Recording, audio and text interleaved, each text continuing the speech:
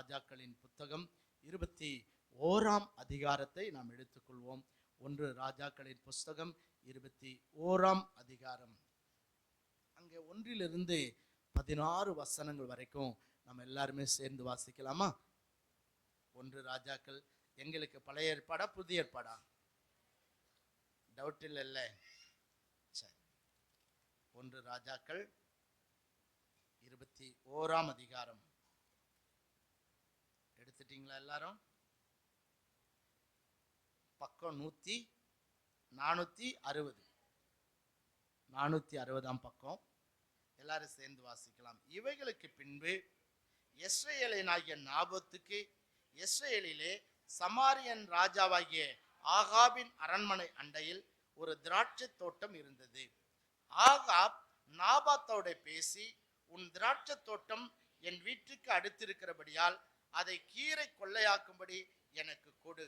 அதை பார்க்கலும் நல்ல திராட்சை தோட்டத்தை அதற்கு பதிலாக உனக்கு தருவேன், அல்லது உனக்கு வேண்டுமானால் அதன் விலைக்கிரயமான பணத்தை தருவேன் என்றான்.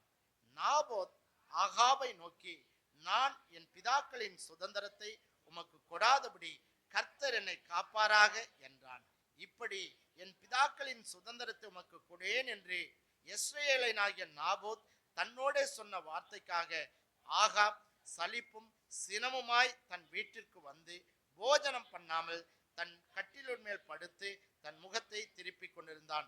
அப்பொழுது அவன் மனைவியாகிய யேசபேல் அவனிடத்தில் வந்து, நீர் போஜனம் பானம் பண்ணாதபடி உம்முடைய மனம் சலிப்பாய் இருக்கிறது என்ன என்று அவனை கேட்டதற்கு அவன் அவளை பார்த்து, நான் யெஸ்ரயேலனாகிய நாபோத்தோட பேசி, உன் திராட்சை தோட்டத்தை எனக்கு விலைக்கிரயமாய் கொடு, அல்லது உனக்கு ராசியானால் அதற்கு பதிலாக வேறே திராட்சை தோட்டத்தை உனக்கு தருவேன் என்றேன். அதற்கு அவன், என் திராட்சை தோட்டத்தை உனக்கு கொடுக்க மாட்டேன் என்று சொன்னான் என்றான். அப்பொழுது அவன் மனைவியாகிய யேசபேல் அவனை நோக்கி, நீர் இப்பொழுது இஸ்ரவேலின் மேல் ராஜ்யபாரம் பண்ணுகிறவர் அல்லவா? நீ எழுந்து போஜனம் பண்ணி மனமகிழ்ச்சியாயிரும். யெஸ்ரயேலனாகிய நாபோத்தின் திராட்சை தோட்டத்தை நான் உமக்கு கொடுப்பேன் என்று சொன்னாள். அவள் ஆகாபின் பெயரால் நிருபங்களை எழுதி அவன் முத்திரையை அவைகளுக்கு போட்டு அந்த நிருபங்களை நாபோத்திருக்கும் பட்டணத்தில் அவனோடே குடியிருக்கிற மூப்பரிடத்துக்கும் பெரியோரிடத்துக்கும் அனுப்பினாள். அந்த நிருபங்களில் அவள் எழுதினது என்னவென்றால், நீங்கள் உபவாசம் என்று பிரசித்தப்படுத்தி நாபோத்தை ஜனத்தின் முன் நிறுத்தி தேவனையும் ராஜாவையும் தூஷித்தான் என்று அவன் மேல் சாட்சி சொல்லுகிற பேலியாளின் மக்களாகிய 2 பேரை அவனுக்கு எதிராக நிறுத்தி அவனை வெளியே கொண்டு போய் அவன் சாகும்படிக்கு அவனை கல்லெறியுங்கள் என்று எழுதினாள். அவன் பட்டணத்திலே குடியிருக்கிற மூப்பரும் பெரியோருமாகிய அவன் பட்டணத்து மனுஷர் யேசபேல் தங்களுக்கு அனுப்பின நிருபங்களில் எழுதி கட்டளையிட்டிருந்தபடியே செய்தார்கள். அவர்கள் உபவாசம் என்று பிரசித்தப்படுத்தி நாபோத்தை ஜனத்தின் முன்னே நிறுத்தினார்கள். அப்பொழுது பேலியாளின் மக்களாகிய 2 பேர் வந்து அவனுக்கு எதிராக உட்கார்ந்து, நாபோத் தேவனையும் ராஜாவையும் தூஷித்தான் என்று ஜனத்திற்கு முன்பாக அவன் மேல் சாட்சி சொன்னார்கள். அதற்கு பின்பு அவனை பட்டணத்துக்கு வெளியே கொண்டு போய் அவன் சாகும்படிக்கு அவனை கல்லெறிந்து பிற்பாடு யேசபேலுக்கு நாபோத் கல்லெறிந்து செத்தான் என்று சொல்லி அனுப்பினார்கள். நாபோத் கல்லெறிந்து செத்ததை யேசபேல் கேட்டபோது ஆகாபை நோக்கி, நீர் எழுந்திருந்து யெஸ்ரயேலனாகிய நாபோத் உமக்கு விலைக்கிரயமாய் கொடுக்க மாட்டேன் என்று சொன்ன திராட்சை தோட்டத்தை சொந்தமாய் எடுத்துக்கொள்ளும். நாபோத் உயிரோடில்லை, அவன் செத்து போனான் என்றான்.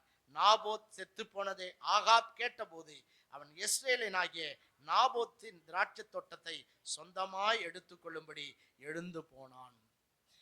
கர்த்தருடைய நாமத்துக்கு ஸ்தோத்திரம். போன வாரம் என்ன செய்தி கேட்டோம்? என்ன கேட்டீங்க சொல்லுங்க? போன வாரம் என்ன செய்தி?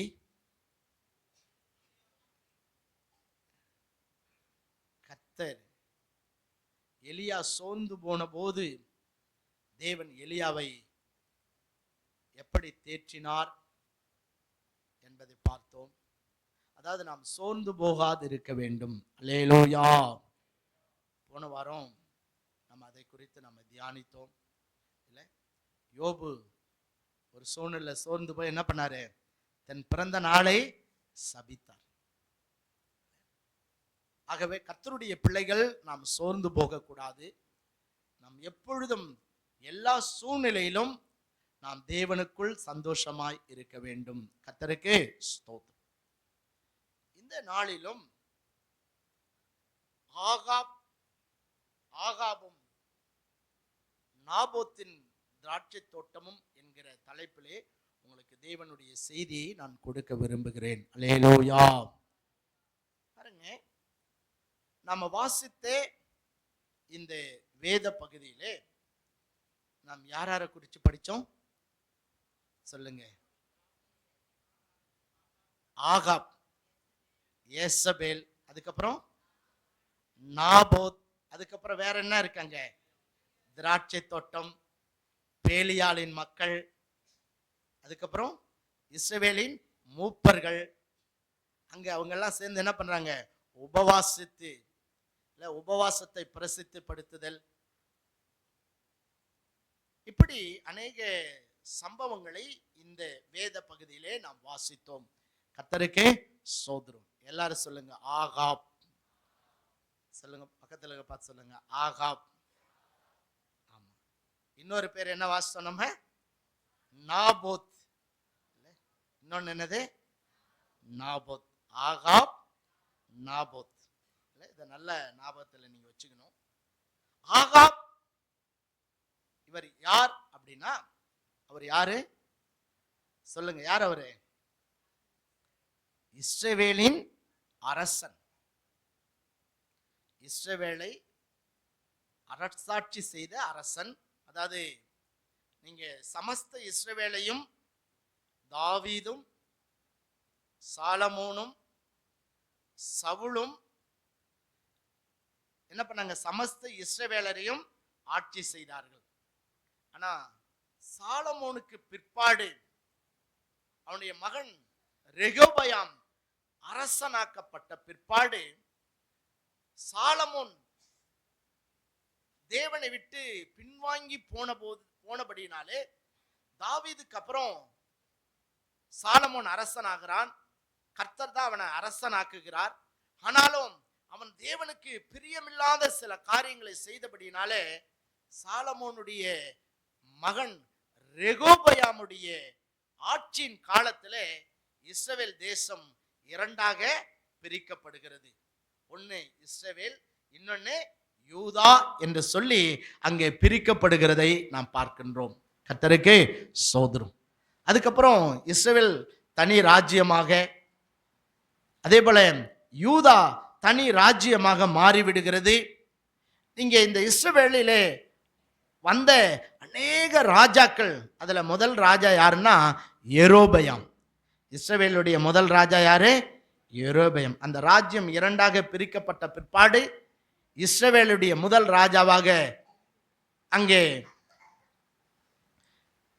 வருகிறான். அதாவது அதுக்கப்புறம் ராஜ்யங்கள் அப்படியே வந்து கொண்டிருக்கிறதை நாம் பார்க்கின்றோம்.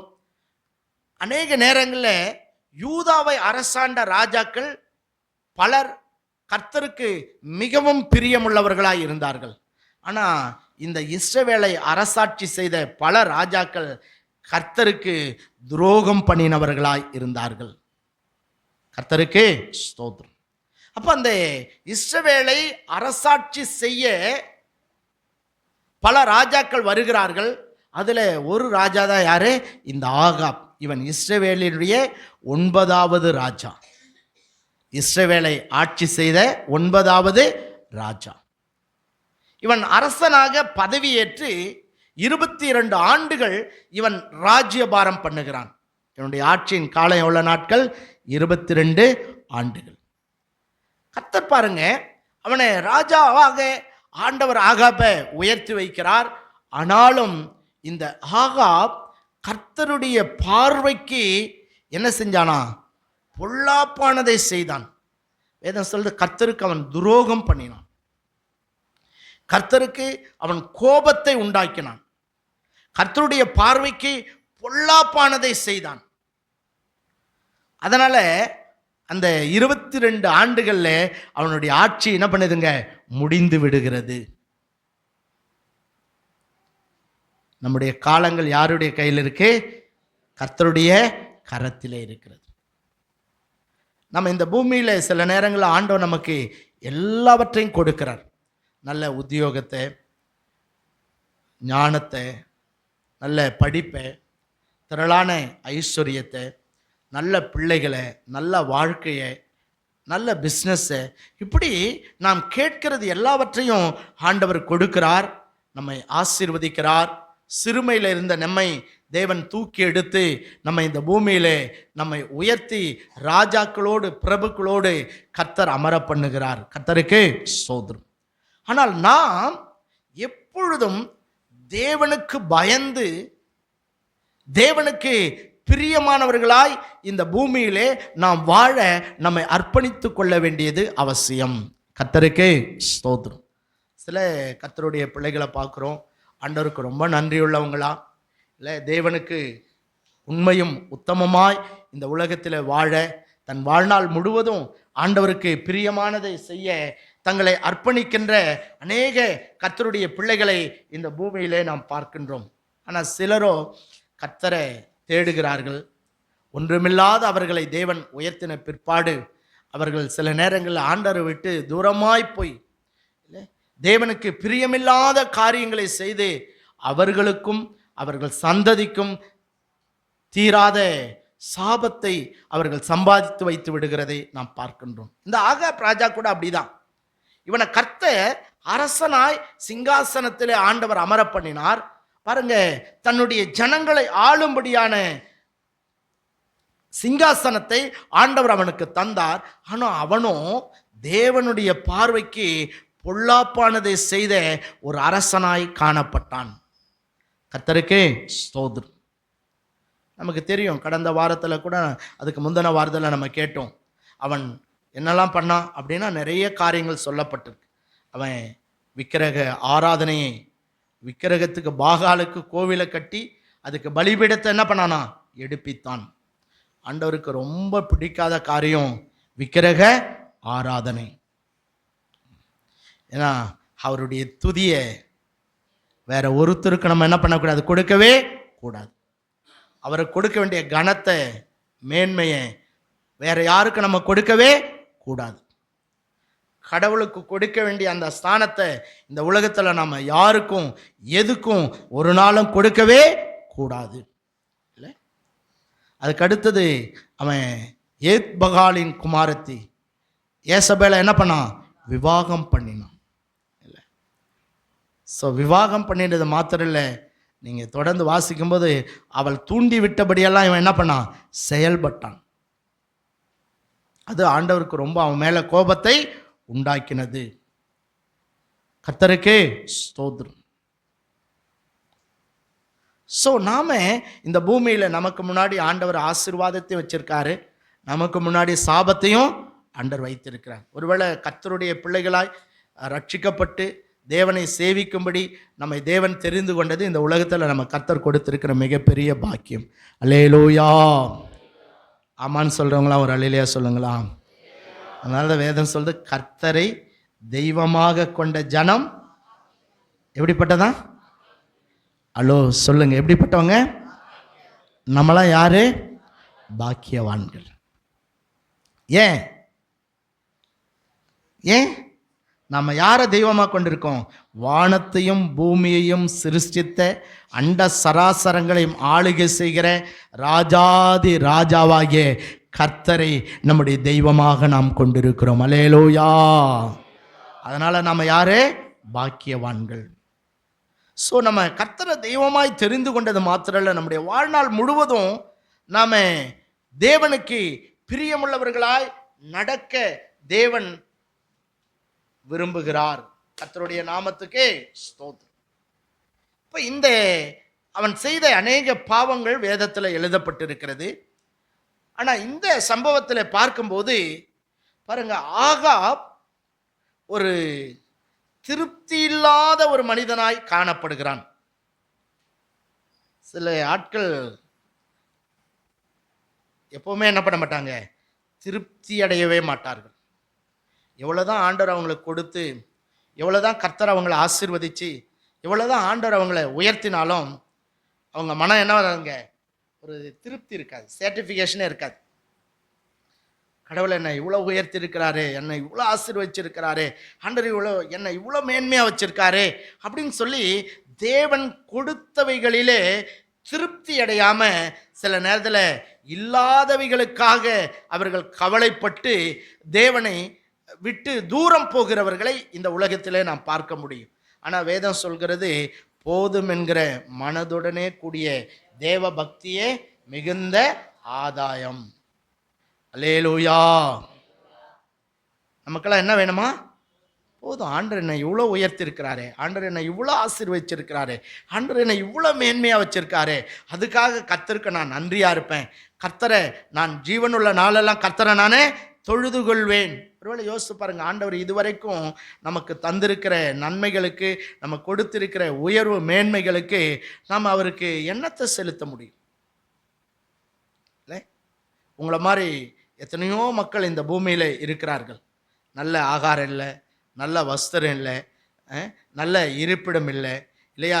ஸோ நல்ல சாப்பாடு இல்லை, சொல்ல நல்ல உத்தியோகம் இல்லை இல்லையா? உங்களோட படித்த எத்தனையோ பேர் இன்றைக்கி வேலை இல்லாமல் இருக்காங்க. ஆனால் உங்களுக்கு ஏசப்பா நல்ல வேலையை கொடுத்து ஆசீர்வதிச்சிருக்கிறார். அல்லேலூயா.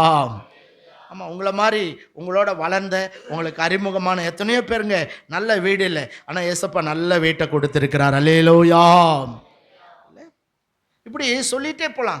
தேவன் கொடுத்தவைகளை நினைத்து ஆண்டவருக்கு நாம் நன்றி உள்ளவர்களாய் வாழ வேண்டும்.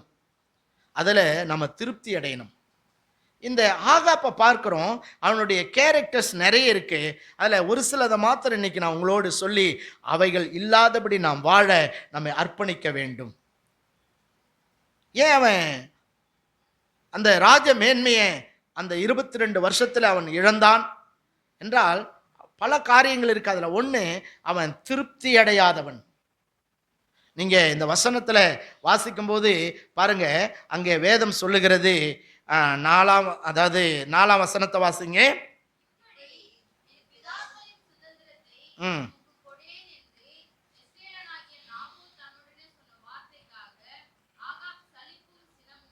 ஆகாப் சலிப்பும் சினமுமாய் தன் வீட்டிற்கு வந்து போஜனம் பண்ணாமல் தன் கட்டிலின் மேல் படுத்து தன் முகத்தை திருப்பி கொண்டிருந்தான்.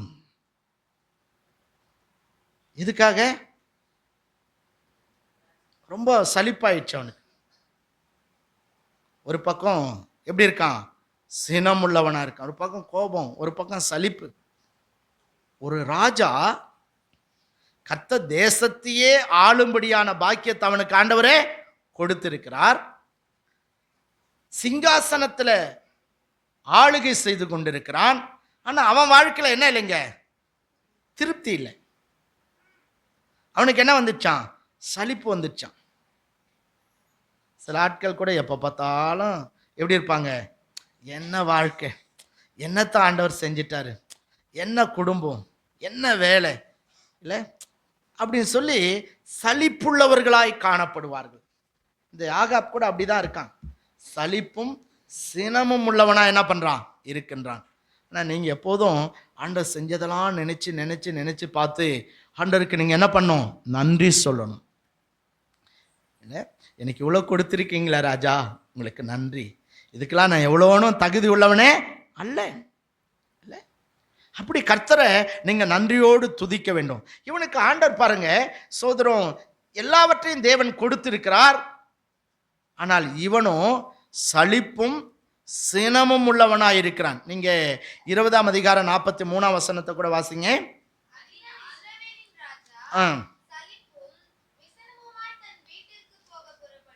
பாருங்க, இங்கேயும் எழுதப்பட்டிருக்கு, இஸ்ரவேலின் ராஜாவாகிய இந்த ஆகாப் என்ன பண்றான்? சலிப்பும் விசனம் உள்ளவனா இருக்கிறான். கவலைப்படுறான், ரொம்ப சலிப்புள்ளவனா இருக்கிறான். இல்லை, ஸோ கர்த்தருடைய பிள்ளைங்க ஆவிக்குரிய வாழ்க்கையில் எப்போதும் நீங்கள் எப்படி இருக்கணும்? சந்தோஷமாக இருக்கணும். அல்லேலூயா. ஆமாம், ஆண்டவர் உங்களுக்கு செஞ்சதெல்லாம் நினச்சி நினச்சி நினச்சி நீங்கள் தேவாதி தேவனுக்கு நன்றியுள்ளவர்களாய் நீங்கள் காணப்பட வேண்டும். கர்த்தருக்கே ஸ்தோத்திரம். இவன் ராஜா, இவனுக்கு கர்த்தர் ஏராளமான திராட்சை தோட்டங்களை ஆண்டவர் கொடுத்திருக்கிறார். நாபோத்தோட சொல்கிறான், உன் திராட்சை தோட்டத்தை கொடு, நான் அதுக்கு பதில் வேற தோட்டத்தை என்ன பண்ணுறேன் உனக்கு கொடுக்கிறேன். அவனுக்கு ஏராளமான தோட்டங்கள் இருக்கிறது, ஏராளமான நிலங்கள் இருக்கிறது, ஏராளமான ஐஸ்வர்யம் இருக்கிறது இல்லை, அந்த நாட்டை ஆளுகிற ராஜாவாய் அவன் காணப்படுகிறான். ஆனா இருக்கிறதுல திருப்தி அடையாம அடுத்தவனுடைய நிலத்தை, திராட்சை தோட்டத்தை தனக்கு சொந்தமாக்கி கொள்ளும்படி இவன் என்ன செய்யறான்? பிரயாசப்படுகிறான். அது கிடைக்கல அப்படின்றப்போ இவனுக்கு என்ன வந்துதான்? சலிப்படைந்தவனாய் காணப்படுகிறான். கர்த்தருடைய நாமத்துக்கு ஸ்தோத்திரம். அவன் போயிட்டு நாபோத்தோட பேசி கேட்கிறான், என் அரண்மனைக்கு பக்கத்தில் இருக்கிற அந்த திராட்சை தோட்டத்தை எனக்கு என்ன பண்ண கொடு, நான் உனக்கு அதுக்கு பதில் வேற தோட்டத்தை உனக்கு கொடுப்பேன், இல்லைன்னா அதுக்கு விலைக்கிரயமான பணத்தை நான் என்ன பண்ணிடுறேன், கொடுத்துறேன், அதை கொடுன்றான். ஆனால் நாபோத் என்ன சொன்னார்? அவர் யாரு? இஸ்ரவேலன், அந்த தேசத்தின் குடிகளில் ஒருவர். அவன் தேவனுக்கு பயந்த ஒரு மனிதன் ஆகாப். நாபோத் சொல்றான், நான் உனக்கு அதை கொடுக்க மாட்டேன். அதுக்கு ஏன் கொடுக்க மாட்டேன்றதுக்கு அவர் காரணத்தையும் சொல்றாரு. என் பிதாக்களின் சுதந்திரத்தை நான் என்ன பண்ண மாட்டேன்? விற்க மாட்டேன்.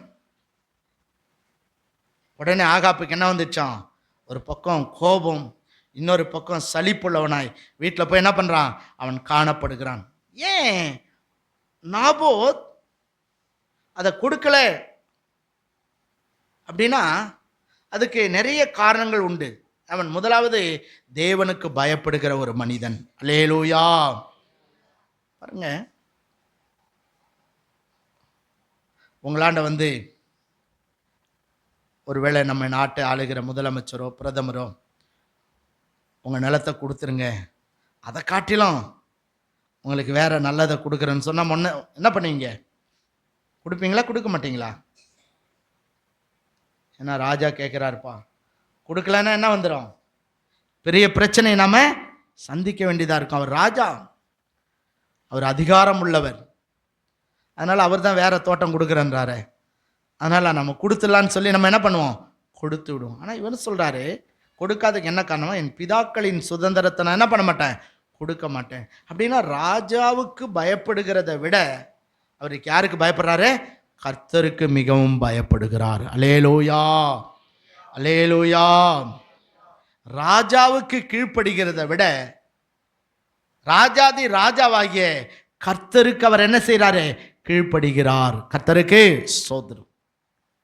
ராஜாவோட சிநேகமா இருப்பதை விட தேவனோடு சிநேகமா இருப்பதே தனக்கு பாக்கியம் என்று சொல்லி, ராஜாவுக்கு பிரியமாய் இருப்பதை விட ராஜாதி ராஜாவாகிய கர்த்தருக்கு தான் பிரியமுள்ளவனாய் வாழ வேண்டும் என்பதிலே ஆகாப் அதாவது கவலையற்றவனாய் இருக்கிறான். ஆனால் நாபோத்தோ அதில் மிகவும் கவனமுள்ளவனாய் காணப்படுகிறான். அல்லேலூயா, அல்லேலூயா.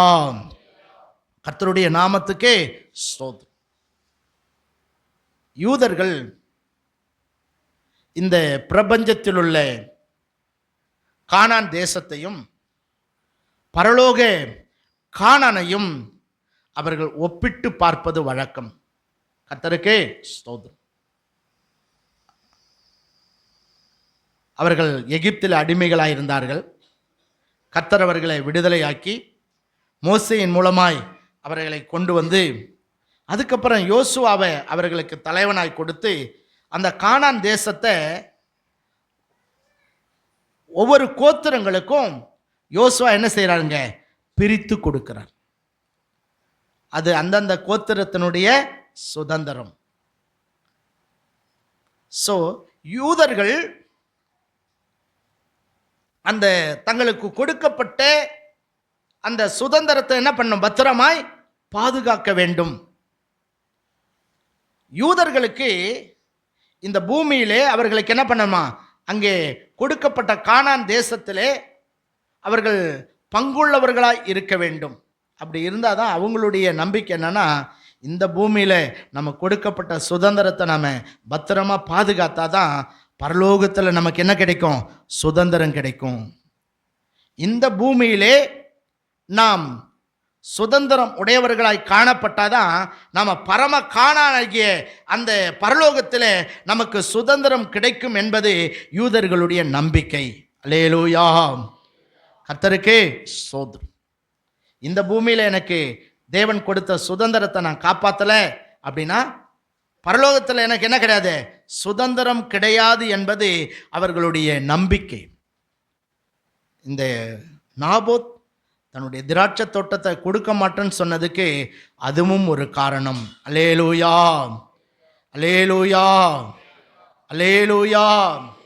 ஒருவேளை பூமிக்குரிய இந்த கானான் தேசத்தில் எனக்கு அந்த பங்கு வீதம் இல்லாமல் போயிட்டா பரலோகத்தில் நான் பிரவேசிக்க முடியாது. அங்கே பரம கானானிலே எனக்கு பங்கில்லை என்பது அவர்களுடைய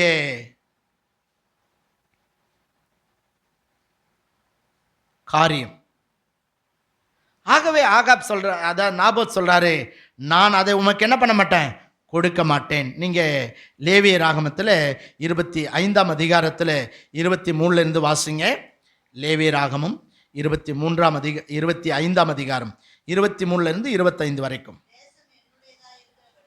ஆண்டவர் சொல்றார், தேசம் என்னுடையதாய் இருக்கிறபடியால் நீங்கள் நிலங்களை அறுதியாய் விற்க வேண்டாம். ம் ம் ம் ம் ம் ம் ம் ம்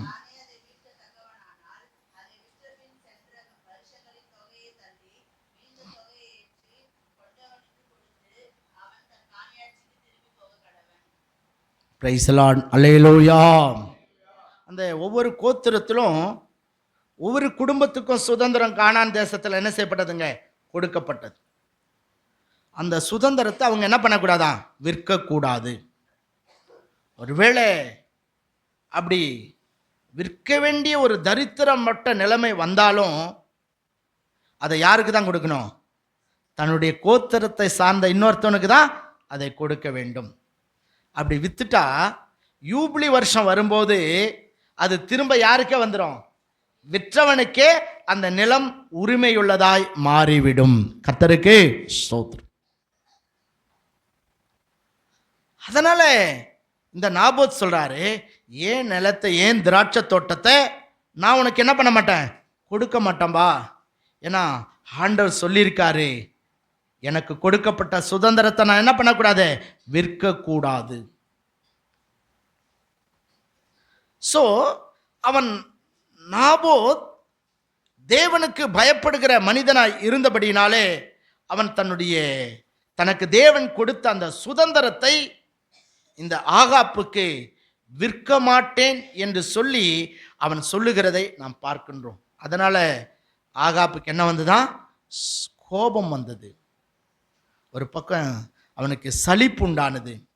அப்போ இந்த சம்பவத்தை அவன் போய் பாருங்க, யாராண்ட சொல்றான், தன் மனைவியாகிய ஏசபேல் இடத்திலே சொல்லுகிறான். கர்த்தருக்கு ஸ்தோத்திரம். இந்த திராட்சை தோட்டத்தை விட அவனுக்கு எத்தனையோ திராட்சை தோட்டங்களை, எத்தனையோ மேன்மைகளை, அரச பதவியை, சிங்காசனத்தை ஆண்டவர் கொடுத்திருக்கிறார். அதெல்லாம் நினைச்சு சந்தோஷப்பட வேண்டிய இவன் அதில் சந்தோஷமா இல்லாமல் இவன் சலிப்புள்ளவனாய் இங்கே காணப்படுகிறான். இப்போ போய் கட்டில் படுத்துட்டான். தன் மனைவி வந்து கேட்குறான், அவனுக்கு என்னையா நடந்துச்சு? அவன் சொல்கிறான், நான் நாபோத்தாண்ட கேட்டேன், அவன் திராட்சை தோட்டத்தை எனக்கு என்ன பண்ண மாட்டான், கொடுக்க மாட்டேன்னு சொல்லிட்டான். அதனால் எனக்கு ரொம்ப துக்கமாக இருக்குது அப்படின்னு சொல்லி அவன் சலிப்புள்ளவனாக அவளிடத்திலே பேசுகிறான். கர்த்தருக்கு ஸ்தோத்திரம். அப்போது அவ சொல்கிறா, நீங்கள் வாசிக்கும்போது 6ஆம் வசனத்தில் பாருங்கள்.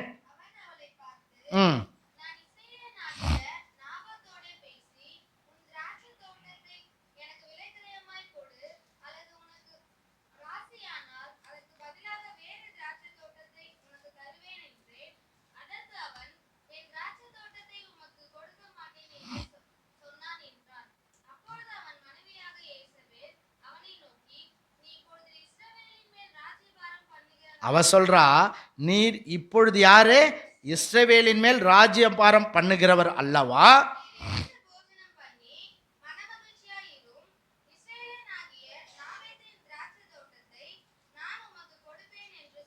கர்த்தருக்கு ஸ்தோத்திரம்.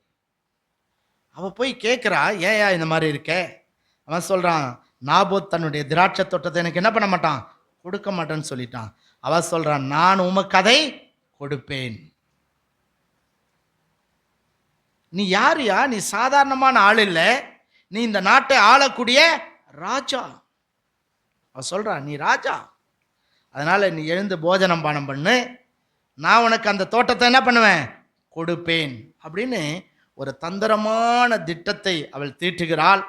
அதில் மூப்பர்களுக்கு கடிதத்தை எழுதுகிறாள், ராஜாவுடைய முத்திரை அதில் போடுகிறாள். இப்போ மூப்பர் இடத்துக்கு அதை அனுப்புகிறாள். அவங்க என்ன எழுதியிருக்கா? உபவாசத்தை பிரசித்தப்படுத்தி நாபோத் ராஜாவையும் தேவனையும் தூஷித்தான் என்று சொல்லி அவனை கல்லெறிந்து என்ன பண்ணுங்க, கொன்று போடுங்கள், அவனை கொன்னுடுங்க. பாருங்க எவ்வளோ தந்திரமான ஒரு திட்டத்தை அவள் தீட்டுகிறாள். அதே போல நாபோத் கொல்லப்படுகிறான். இப்போ அவ சொல்றா, இப்போ நாபோத் செத்துட்டான், நீ எழுந்து போய் அவனுடைய திராட்சை தோட்டத்தை என்ன பண்ண, சொந்தமாய் எடுத்துக்கொள். அவன் எடுத்துக்கொள்ள போறான். அப்போ நீங்க வாசித்தீங்கன்னா, கர்த்தருடைய வார்த்தை திஷ்பியனாகிய எலியாவுக்கே உண்டாயிற்று. 17ஆம் வசனம் 18ஆம் வசனத்தில், நீ எழுந்து சமாரியாவில் இருக்கிற இஸ்ரவேலின் ராஜாவாகிய ஆகாபை சந்திக்கும்படி போ, இதோ அவன் நாபோத்தின் திராட்சை தோட்டத்தை சொந்தமாக எடுத்துக்கொள்ள அங்கே போயிருக்கிறான். நீ அவனை பார்த்து, நீ கொலை செய்ததும் எடுத்துக்கொண்டதும் இல்லையோ என்று கர்த்தர் சொல்லுகிறார். நாய்கள் நாபோத்தின் இரத்தத்தை நக்கின ஸ்தலத்திலே உன்னுடைய இரத்தத்தையும் நாய்கள் நக்கும் என்று கர்த்தர் சொல்லுகிறார் என்று சொல் என்றார். அப்பொழுது ஆகாப் எலியாவை நோக்கி, என் பகைஞனே, என்னை கண்டுபிடித்தாயா என்றான். அதற்கு அவன், கண்டுபிடித்தேன், கர்த்தரின் பார்வைக்கு பொல்லாப்பானதை செய்ய நீ உன்னை விற்று போட்டாய்.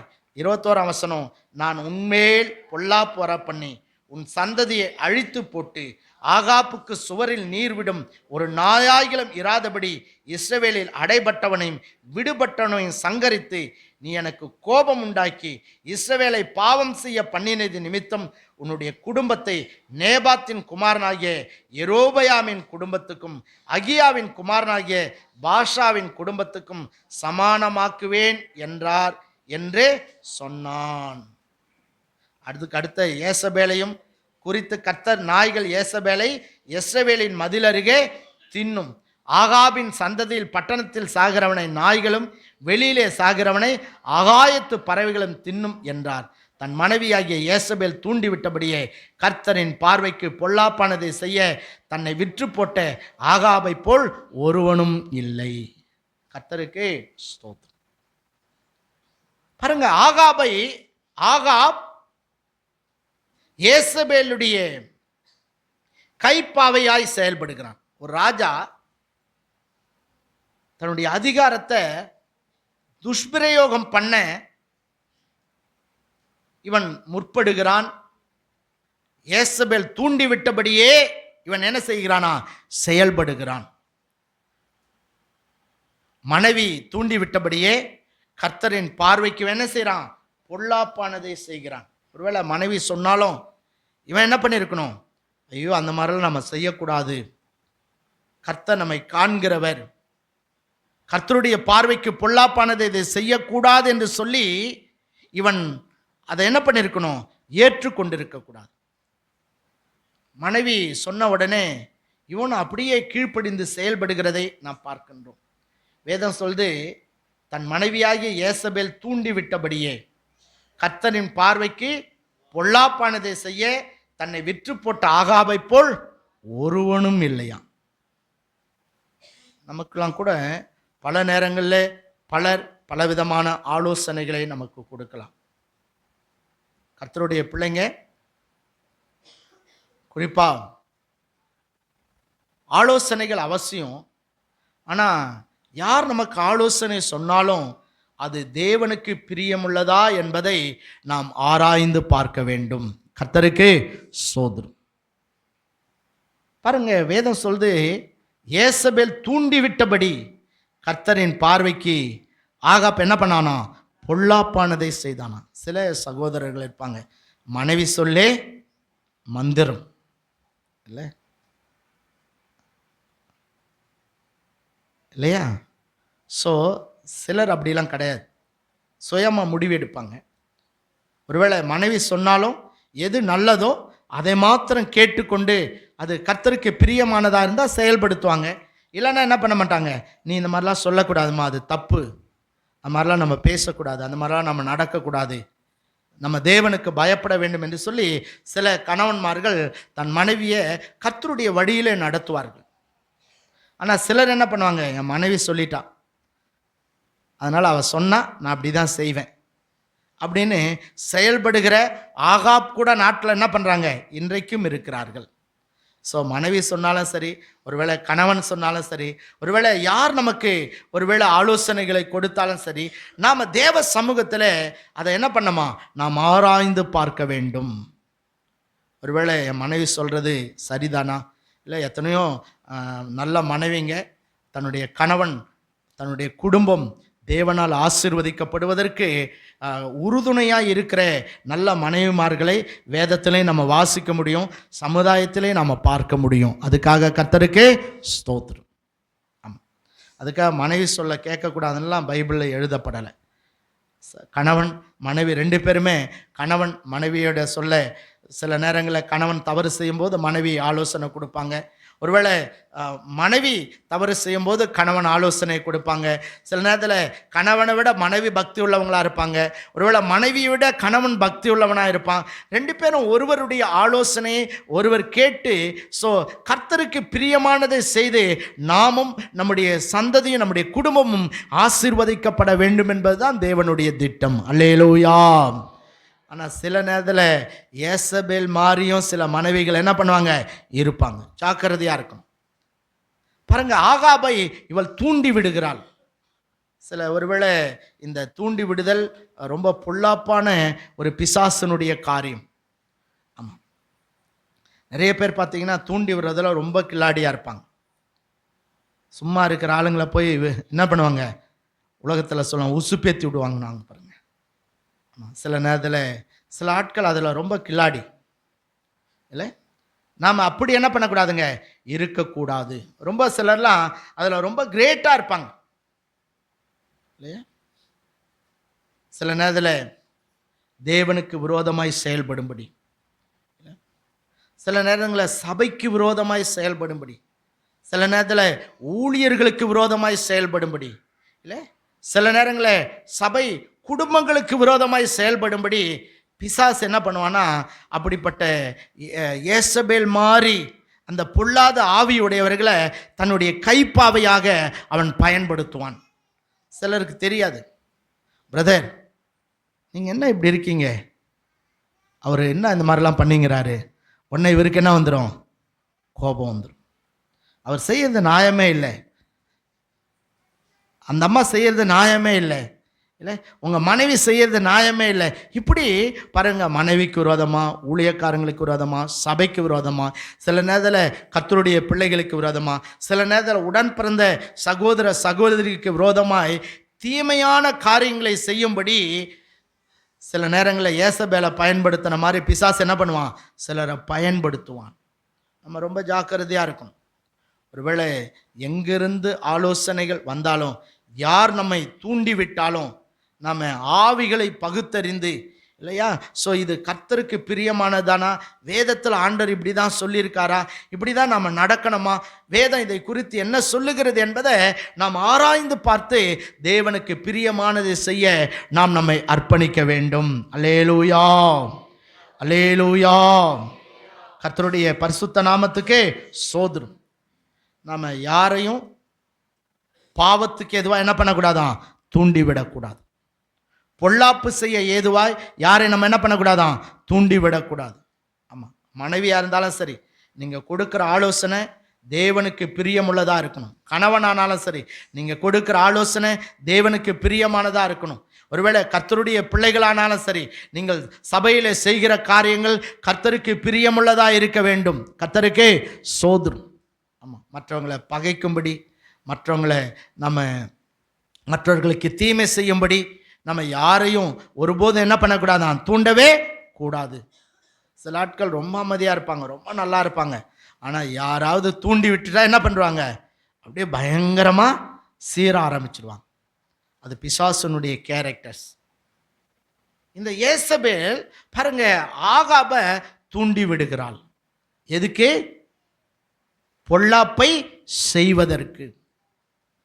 அதனால தான் அவன் ராஜ்யபார காலம் அந்த 22 ஆண்டுகளை முடிந்து விட்டது.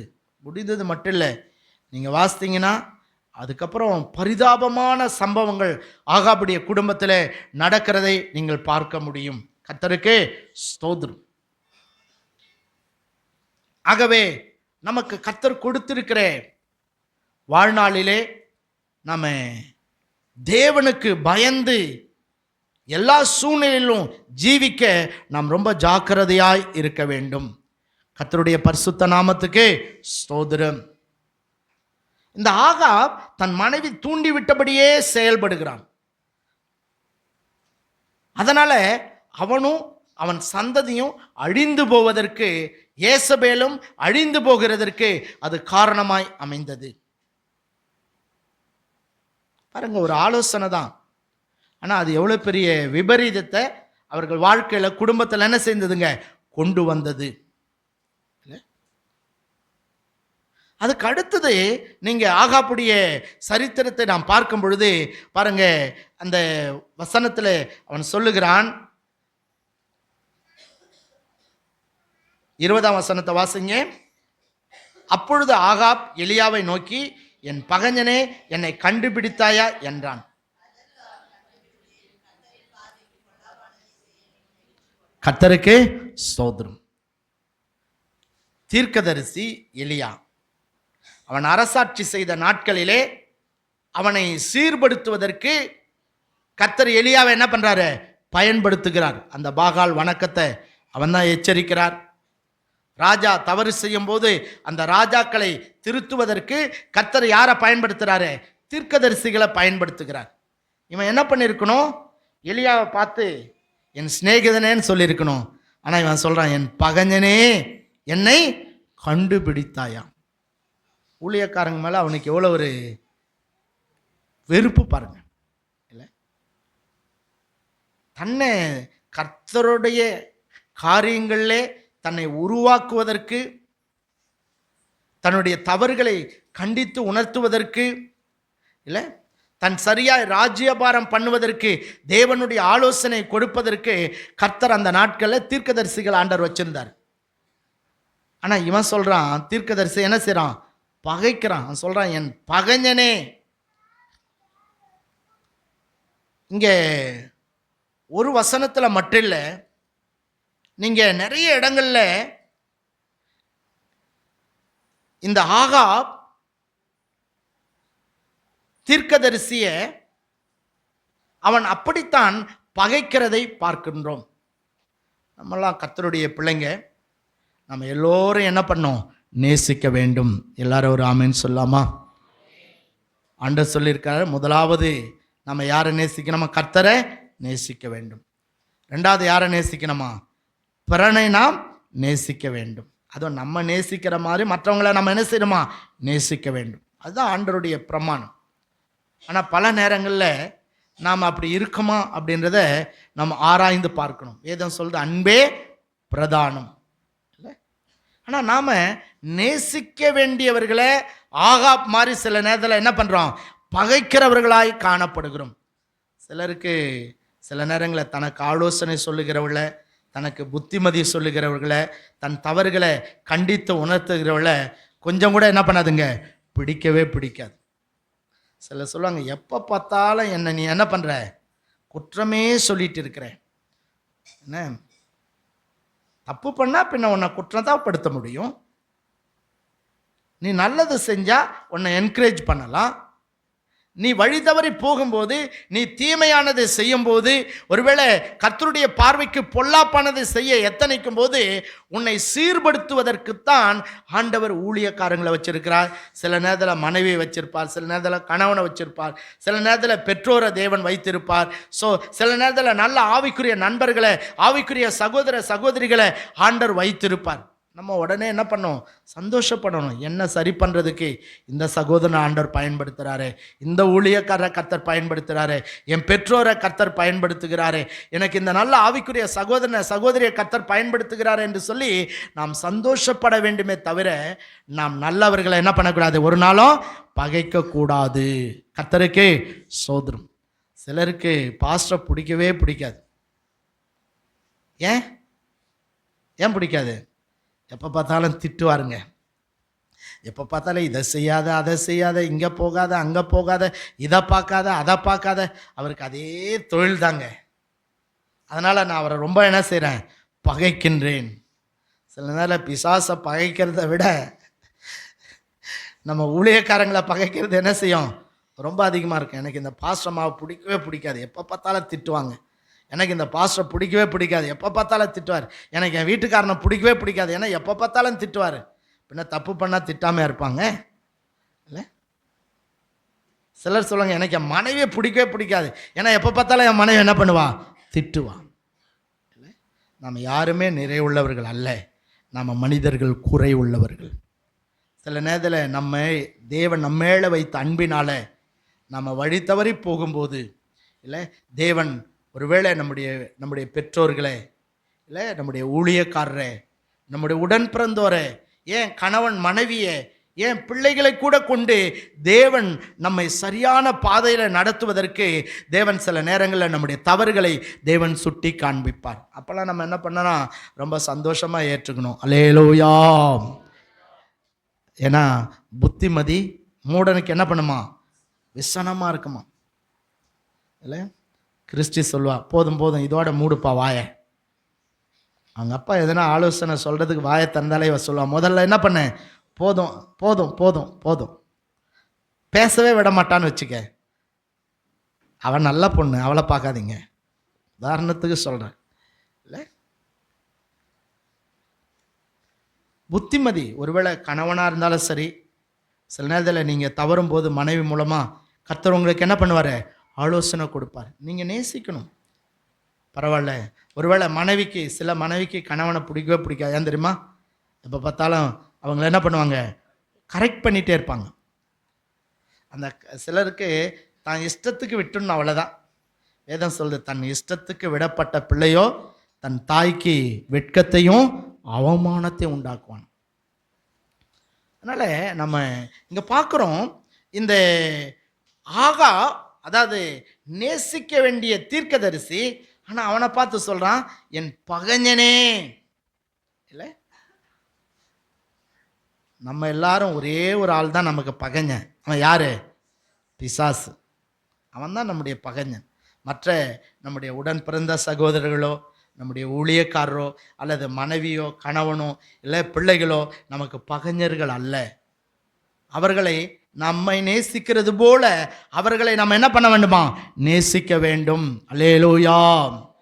சில குடும்பங்கள் இன்னைக்கு உடைஞ்சு போகிறதுக்கு காரணம் என்னன்னா, அந்த கணவன் மறந்து விடுகிறான். சில கணவன்மார்கள்லாம் உங்களை விட ரொம்ப மனைவியை நேசிக்கிறீங்க, உங்களுக்காக கர்த்தருக்கு ஸ்தோத்திரம். இல்லை, ஆனால் சில மனைவிமார்களை சிலர் மிருகத்தை போல நடத்துவான். நான் பார்த்துருக்கேன். வேலைக்காரி மாதிரி.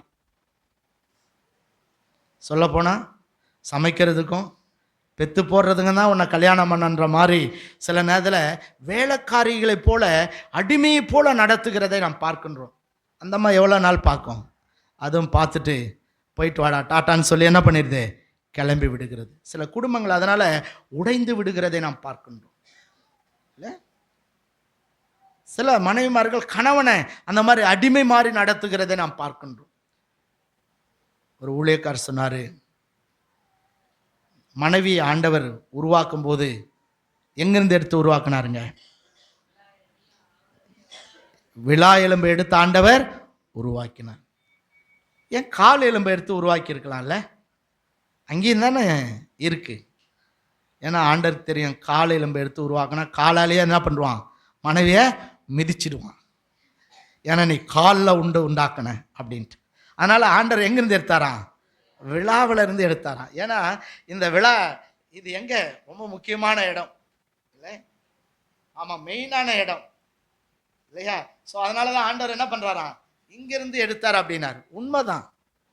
அதனால் உங்கள் மனைவியை நீங்கள் என்ன பண்ணணும், நேசிக்கணும். மனைவிக்கு உறுதுணையாக இருக்கணும். ஒருவேளை மனைவியால் சில செய்ய முடியாத வேலைகளில் நம்முடைய பங்கு என்ன பண்ணோம், இருக்க வேண்டும். கர்த்தருக்கு ஸ்தோத்திரம். வீட்டில் சாப்பிட்ற ஃப்ளைட்டை கூட கழுவ மாட்டாங்க சிலர். பழகணும். உங்கள் வேலைகளை முடிஞ்ச அளவு கணவன்மார்கள் உங்கள் மனைவிக்கு துணையாக இருக்கும்படி உங்கள் வேலைகளை நீங்களே செய்து பழகி கொள்வதே நல்லது. மனைவிமார்களும் உங்களுக்கு சில கணவன்மார்களை அடிமை மாதிரி நடத்தாமல் சில நேரங்கள் உங்கள் கணவனுக்கு உதவியாக இருக்கிறத நீங்கள் பாக்கியமாக கருதணும். அல்லேலூயா. ஆமாம், ஒருவேளை எல்லாத்துலேயுமே ஹெல்ப் பண்ணணும். அதுக்கு தான் ஆண்டவர் ஏற்ற துணைன்னு சொல்லியிருக்கார் இல்லை. எலும்புருக்கியா வேதம் சொல்லுது, சில மனைவி எப்படி இருப்பாங்களாம், புருஷனுக்கே எலும்புருக்கியாக இருப்பாங்க. கல்யாணம் பண்ணுறதுக்கு முன்னே நல்லா வாட்டம் சாட்டமாக நல்லா கொழுகொன்னு இருந்திருப்பார். கல்யாணம் ஆகி ஒரு 4 வருஷம் பொறுத்து பார்த்தா எப்படி இருப்பார், ஆள் அப்படியே ரொம்ப காத்தடிச்சா பறந்துற மாதிரி. என்னென்னா மனைவியை பற்றி கவலைங்க, இவளை ஏன் தான் கல்யாணம் பண்ண தெரில, இவளை கல்யாணம் பண்ணதை ஒரு பிசாசை கல்யாணம் பண்ணியிருந்தா விட பரவாயில்ல. ஒரு ஐயா சொன்னார், ஒரு வீட்டுக்கு நாங்கள் விசிட்டிங் போயிருந்தோம். அப்போ அந்த ஐயா சொன்னார், பாஸ்டர் அப்படின்னாரு. நான் சொன்னேன், என்னையா சொன்னார், நான் பிசாசை கல்யாணம் பண்ணிட்டேன் பாஸ்டர். எனக்கு என்னையா இது, எப்போயா இதெல்லாம் நடந்துச்சு? அவர் சொன்னார், அது இருக்கால அவள் தான் பாஸ்டர் அப்படின்னா. அந்த அம்மா எதிரவே நம்ம சர்ச்சில் நடந்த ஒரு சம்பவம் தான். அந்த ஐயா அந்த அம்மா எதிரியா சொன்னார், பிசாசை நான் கல்யாணம் பண்ணிட்டேன், இவ தான் பாஸ்டர் பிசாசு அப்படின்னா. சார் நீங்களாம் அப்படி இல்லை, நீங்களாம் ரொம்ப அருமையான குணசாலியான ஸ்திரிகள். உங்களுக்காக கர்த்தருக்கு ஸ்தோத்திரம் இல்லையா? ஸோ அந்த ஐயா இப்போ இல்லை, அவர் பரலோகத்துக்கு போயிட்டார். பின்ன சும்மா புருஷனுக்கு தொல்லை கொடுத்தா ஆண்டர் பார்த்தார், எப்பா இந்த பேயோட வைக்கிறத விட ஐயா என் சமூகத்தில் என்ன பண்ணட்டும், இளைப்பாறட்டும் அப்படின்னு எடுத்துக்கினார். கர்த்தருக்கே ஸ்தோத்திரம். அதனால் ஏன் சொல்ல வரேன்னா, நம்ம நேசிக்க வேண்டும். பாருங்க, இவன் நேசிக்க வேண்டிய ஊழியக்காரன் என்ன பண்ணுறான், பகைக்கிறான், என் பகைஞனேன்றான். அதனால் நீங்கள் உங்கள் வாழ்க்கையில் ஆசீர்வாதமாக இருக்கணும்னா ஒரு காலமும் ஊழியக்காரரையோ அல்லது உங்களுக்கு ஆலோசனை கொடுக்கிறவர்களையோ அல்லது உங்களுக்கு உறுதுணையாக இருக்கிறவர்களையோ உங்களுக்கு வழிகாட்டுகிறவர்களையோ இல்லையா, ஸோ உங்களை கர்த்தருக்குள்ளே உங்களை நடத்துகிறவர்களையோ ஒரு காலமும் நீங்கள் என்ன பண்ணக்கூடாதுங்க, பகைக்கக்கூடாது. அல்லேலூயா. கர்த்தருடைய நாமத்துக்கே ஸ்தோத்திரம். அவர்களை நீங்கள் நேசிக்க வேண்டும். இவன் கர்த்தருடைய பார்வைக்கு பொல்லாப்பானதெல்லாம் நிறைய செய்கிறான். விக்கிரக ஆராதனை, ஏசபேலை கல்யாணம் பண்ணது, ஸோ அதோடு மட்டும் இல்லை நாபோத்தை என்ன பண்ணது, கொலை பண்ணது. ஸோ அதோடு மாத்திரம் இல்லை, சந்தோஷமாக இருக்க வேண்டிய இவன் என்ன பண்ணுறான், சலிப்புள்ளவனாய் காணப்பட்டது, விசனமுள்ளவனாய் காணப்பட்டது, நேசிக்க வேண்டியவர்களை இவன் பகைத்தது. இதெல்லாம் நடந்ததுனால என்ன ஆச்சுன்னா, அவன் 22 ஆண்டில் ஆட்சி பாரத்தை இழந்து போனது மாத்திரம் இல்லை, அவனுடைய அது ஆண்டவர் சொல்லிட்டாரு, நாபோத்துடைய இரத்தத்தை எந்த இடத்துல சிந்தப்பட்டதோ அதே இடத்துல நாய்கள் உன் ரத்தத்தை என்ன பண்ணும், நக்குண்டான்ட்டார். யுத்தத்துக்கு போன இடத்துல என்ன பண்ணான், இவன் கொல்லப்பட்டான். இவன் தீர்க்கதரிசி, இவரை மட்டும் இல்லை, அதுக்கு அடுத்தது அவன் காலத்தில் இன்னொரு தீர்க்கதரிசி வரார். அவரை என்ன பண்ணுறான், பகைக்கிறான், அவரை சிறைச்சாலையில் போட்டான். ஏன்னா எல்லா தீர்க்கதரிசிகள் பொய் தீர்க்க தரிசனம் சொல்கிறாங்க, நீ யுத்தத்துக்கு போ கர்த்தர் அதை கொடுப்பார்னு. ஆனால் அவன் மட்டும் சொல்கிறான், இல்லை இல்லை கர்த்தர் இந்த யுத்தத்தில் உனக்கு தோல்வியை ஆண்டவர் கொடுக்க போகிறார். அவனுக்கு கோவம் வந்துடுச்சு, நான் போய் தோல்வி அடைய போகிறேன்னா அப்படின்னு சொல்லி எல்லா தீர்க்கதரிசிகளும் என்னை குறித்து நல்லா சொல்கிறாங்க. நீ மட்டும் என்ன பண்ணுற, தப்பாவே எப்போ பார்த்தாலும் என்னை பற்றி தப்பாவே சொல்கிறேன். அவன் சொல்கிறான், என்னை பற்றி எப்போ பார்த்தாலும் நீ தப்பாக சொல்கிற, அதனால் உன்னை ஜெயிலில் அடைக்கிறேன். நான் அவனை சிறைச்சாலையில் அடைச்சிட்டு நான் திரும்பி வர வரைக்கும் நீ என்ன பண்ண, ஜெயிலில் இருந்துட்டு அவனை சித்திரவதை பண்ணுறான். ஆனால் திரும்பி என்ன தான் வந்தான், பணமாக தான் வந்தான். அதனால் நம்மளை நேசிக்கிறவங்கள, குறிப்பாக பரிசுத்தவான்களை, அவைக்குரிய சகோதர சகோதரிகளை, நம்முடைய குடும்பத்தாராக இருந்தாலும் அவர்களை நாம் என்ன பண்ணக்கூடாதான்? பகைக்கக்கூடாது. நாம் நேசிக்க வேண்டும். அல்லேலூயா. கர்த்தருக்கு ஸ்தோத்திரம். இந்த யேசபேலுடைய கேரக்டர்ஸ் நிறைய இருக்கு பாருங்க. இவள் தன் புருஷனை தூண்டிவிட்டாள். தூண்டிவிட்டது மாத்திரம் இல்லை, கொலை செய்ய இவள் காரணமாக இருந்தாள். நீங்கள் வாசித்தீங்கன்னா இந்த ராஜாக்களின் புத்தகத்தில் அதுக்கப்புறம் பல சம்பவங்கள் நடக்க நாபோத் கொல்லப்படுகிறான். அதாவது நாபோத் கொல்லப்பட்டதுக்கப்புறம் கர்த்தர் அவனுடைய இரத்தப்படியை விசாரிக்கும்படி ஆகாபை கர்த்தர் என்ன செய்கிறாரு? கொல்ல அனுமதிக்கிறார். அவன் யுத்தத்தில் போய் சாகிறான். அதுக்கப்புறம் யெகூ வந்ததுக்கப்புறம் யெகூவின் மூலமாக அந்த யேசபேல் என்ன பண்ணுறான்? கொல்லப்படுகிறாள். அவன் மேலே இருந்து தன்னை சிங்காரித்து கொண்டு தன் கைக்கு மையிட்டு கொண்டு மேலே இருந்து என்ன பண்ணுறாளாம் பார்க்குறா. யெகூ சொல்கிறாரு, அவளை தள்ளி விடுங்க. மேலே இருந்து தள்ளி விட்ட உடனே அவள் கீழே விழறா பாருங்க. அவள் கீழே விழுந்து அவள் மரணம் ரொம்ப பயங்கரமாக இருக்குது. நீங்கள் வேதத்தில் வாசிக்கும்போது பார்த்தீங்கன்னா அவளுடைய மரணத்தினுடைய விளைவு ரொம்ப பயங்கரமாக இருக்கும். 2 ராஜாக்கள் 9ஆம் அதிகாரம் 30 வாசிங்க.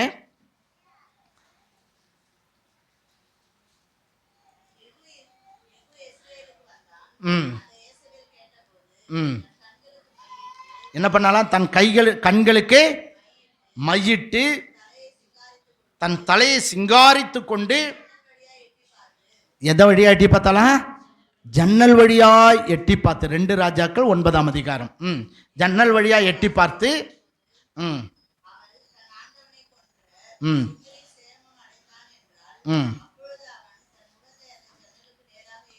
ம் ம் ம் ம்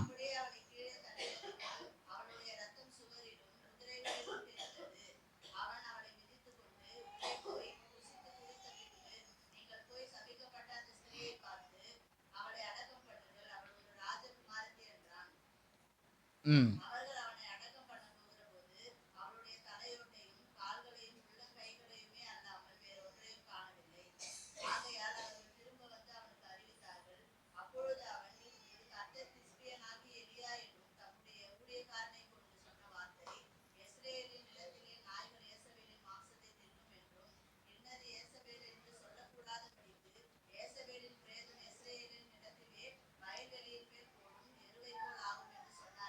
கர்த்தருக்கு ஸ்தோத்திரம். பாருங்க எவ்வளோ ஒரு பரிதாபம். இவ ஒரு பொல்லாத ராணியாக இருந்தான். இதனால் அவளுடைய மரணத்தினுடைய விளைவு எவ்வளோ பயங்கரமாக இருக்கு பாருங்க. இப்போ புருஷன் செத்து போயிட்டான், ஆகாப் முன்னாடியே செத்துட்டான். ஆனால் இவள் என்ன பண்ணலாம்? தன் கைக்கு மையிட்டு தன்னை சிங்காரித்து கொண்டு இல்லையா ஜன்னல் வழியாக எட்டி பார்த்து யெகூ கேட்குறான், சேமந்தானா இல்லை? யோசிச்சு பாருங்க. அதனால் அங்கே பிரதானிகள் அவளை அந்த மேல் வீட்டிலிருந்து தள்ளி விடுகிறார்கள். கீழே விழறா. அவள் ரத்தம் சுவரெல்லாம் தெளிக்கிறது. அதுக்கப்புறம் பார்க்குறோம் நாய்கள் அவளுடைய பிணத்தை என்ன பண்ணிச்சான்? தின்னுச்சு. அவள் சரீரமே உருவழிந்து போய்விட்டது. இல்லை, யேசபேலை குறித்து நிறைய பைபிளில் இருக்குது. அதில் ஒன்று, அவள் சிங்காரித்து கொண்டாள். இல்லை, இன்னைக்கு ஆவிக்குரிய வாழ்க்கையில் சகோதர சகோதரிகள் நம்மளை அழகுபடுத்தணும். ஆனால் அது வேதத்துக்கு புறம்பானதாக என்ன பண்ணக்கூடாது? இருக்கக்கூடாது. இவள் மையிட்டு இல்லை, ஏன் பைபிளில் ஆண்டவர் அதெல்லாம் எழுதி வைக்கணும்? அலங்கரித்தால் மட்டும் சொல்லலாம் இல்லை. அதுவும் ரட்சிக்கப்பட்ட கர்த்தருடைய பிள்ளைங்கள்லாம் இந்த மையெல்லாம் என்ன பண்ணக்கூடாது? வைக்கவே கூடாது. சில குடும்பத்தில் பார்க்குறேன், பிள்ளைங்களுக்கு மை வைப்பாங்க. என்னன்னா பேய் பிடிச்சிக்குமா, நீ வச்சாதான் பேய் பிடிக்கும். ஆமாம்